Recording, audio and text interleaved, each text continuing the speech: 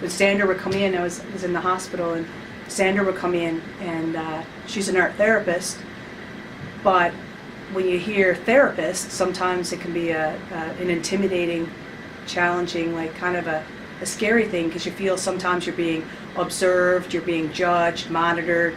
You know, someone could be going back on your chart and writing things in. You know, if you say the wrong thing or if you do the wrong thing, are they going to say, oh, that's a part of your diagnosis, or it's going to be reported back to your psychiatrist or something. And it wasn't like that. She was very, very down to earth, just like us. And she would get there and she would paint with us, sketch with us. Whatever we were doing, she would do the same thing, just like one of us. She wasn't above us, and it was wonderful because you felt safe. You felt, I felt like I was understood, and I think it helped a lot of other patients be able to come out. Sometimes patients would stay in the room when we'd have people come in, and sometimes the nurses would say, someone's here, this person's here from such and such a place, and you're able to come out and take part in this activity or whatever. But when Sandra would come in and they'd say art therapy, at first it was, I remember, because it was about 10 years I had been going back and forth to psychiatry.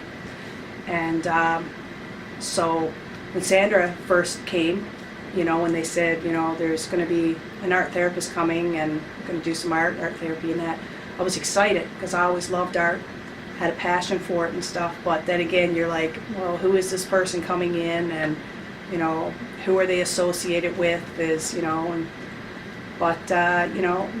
came out, and she came in, she had all of her things there, and it was amazing. She had so much stuff, and it was just her, with all of her things. And so we get there, and she just had a smile on her face, and you could try to think, you could feel the love and acceptance from Sandra, that she wasn't a doctor, she wasn't like a nurse, she wasn't from some board or some association or affiliated with, she was just there, like herself, coming, and she was,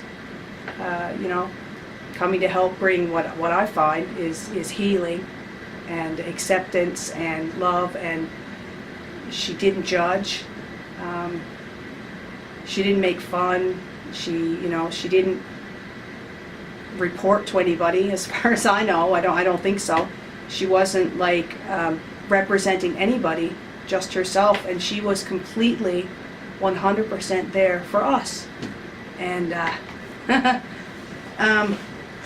it's awesome, because to find somebody who could come in with so much compassion and passion for what they do, and to bring that to people who are hurting, and looking for someone to be real with them and to spend time with them. Like another thing, she spent so much time with us, and it wasn't on like a time clock. Often nurses would come over, or other people would come over, and it would be like time to clue up, time to, and it was amazing. So, first it would start, so many people came out, and I think each time she came, we would look forward to it, and we would actually go up and ask staff, when is that lady coming in again, before we even got a chance to know who she was and what she was all about.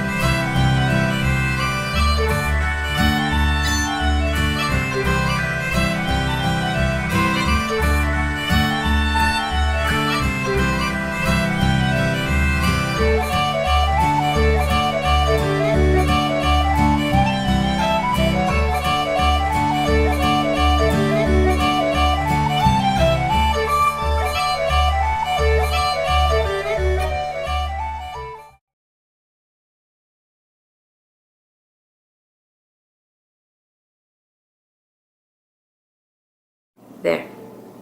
Hi, my name is Sarah Dubois, and I am a huge proponent of art therapy, mainly because I feel like art therapy is a very creative way to heal and express yourself. And I think particularly in isolated and marginalized communities, there does need to be an outlet in terms of hashing through any terrible experiences that individuals go through. And art therapy is a beautiful way of depicting those experiences and slowly sifting through any pent up emotions. What do you think is beneficial, especially for newcomers? I think that newcomers and in particular refugees that are fleeing their home country, I think that sometimes what happens is that there are traumatic experiences that they, I guess, hold on to, and there's this baggage that's not dealt with. And I think art therapy is a very beautiful and creative way of expressing yourself without necessarily trying to utilize language that you might not know. So when you come to a new country, you might not know the primary language, such as English. So art could be a nice way of universalizing that language and having people work through that in a very healthy and gentle manner. Right.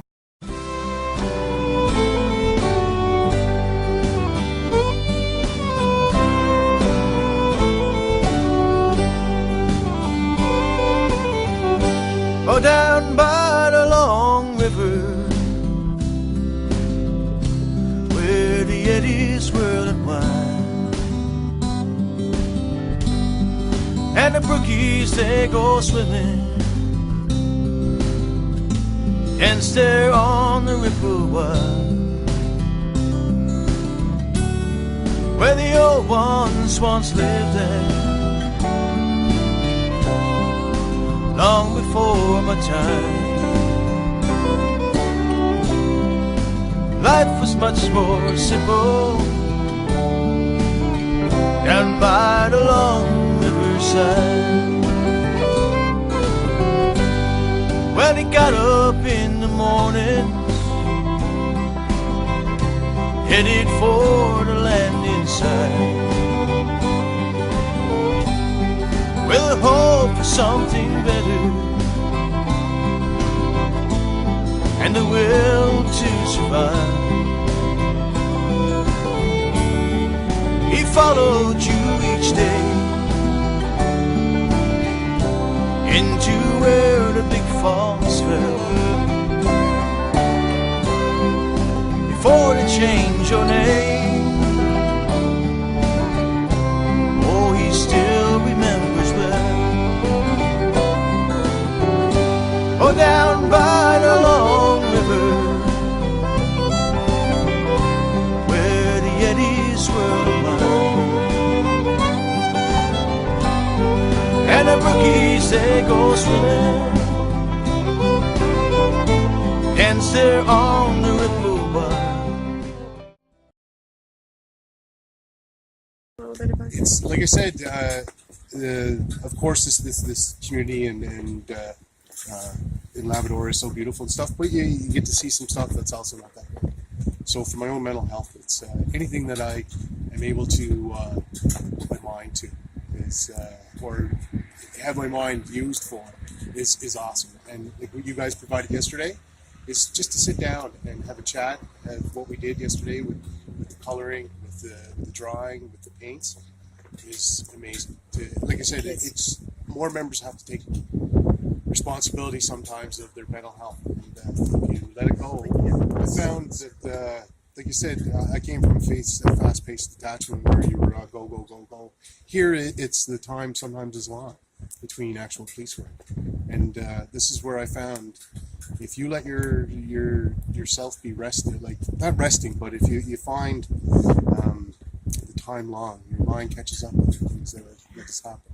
And if you don't take care of yourself, to occupy yourself, it's you dwell on a lot of things sometimes. And again, it's up to, remember, yes, there's all the help in the world out there, but you got to take that first step yourself and take care of yourself, right? Because you can't take care of the rest of your family or your friends or your co-workers if you're not taking care of yourself. So it's very important, actually.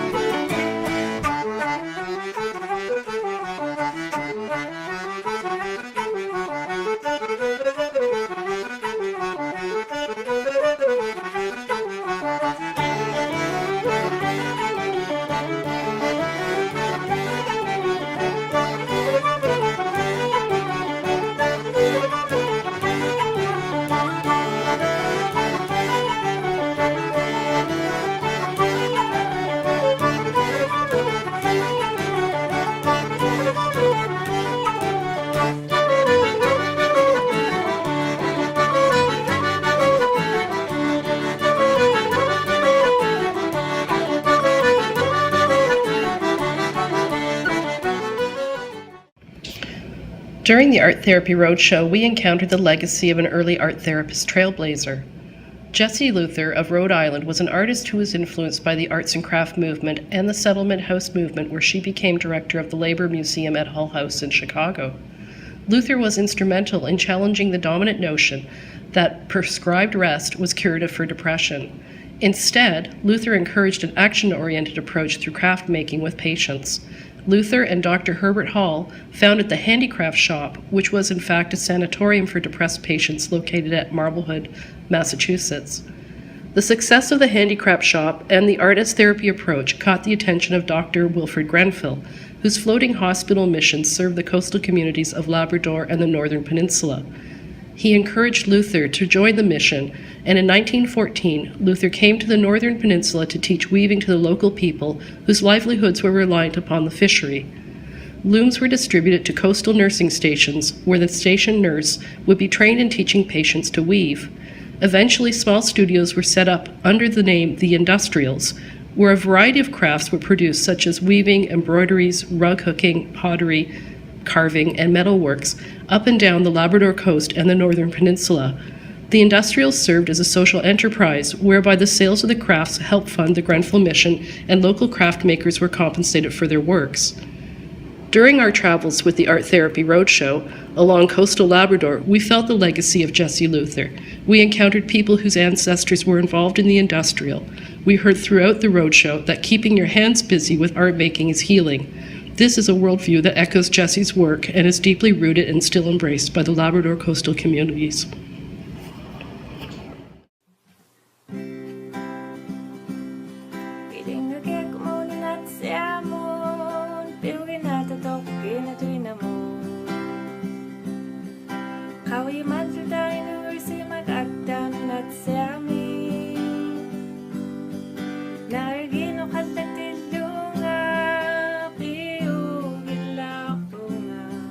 Hindi ugamit na bato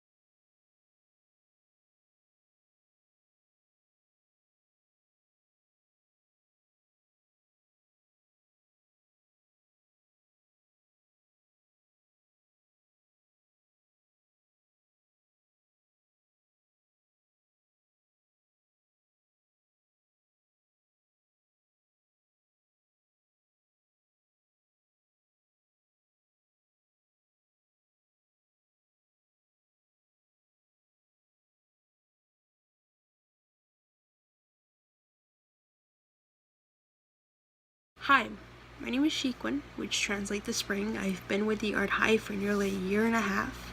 Helping with what I can, I find a big difference between those who can be rather disorderly or shy. Art helps connect people even in the most weirdest of ways. I find that art helps you express things that you can't verbally say or do, because once you make something, it can say a lot. It also helps with finding yourself or have a form of peace, helps you escape the day-to-day life of whatever is out there. You don't have to be good at art, even if your work is bad. It's not, because art is art. You made it, you expressed how you felt no matter the type of medium it takes place in. Rocks, dirt, grass, water, paint, who knows, who cares. You made it, and it's a step to finding yourself and even others. It helps define who you are. It helps take away the bad. It just gives you the comfort that you need. So just keep making what you can. Even if it's weird. Even if you just throw a big batch of paint on it and call it a day. It doesn't matter. Because art is something you made for yourself at the end of the day.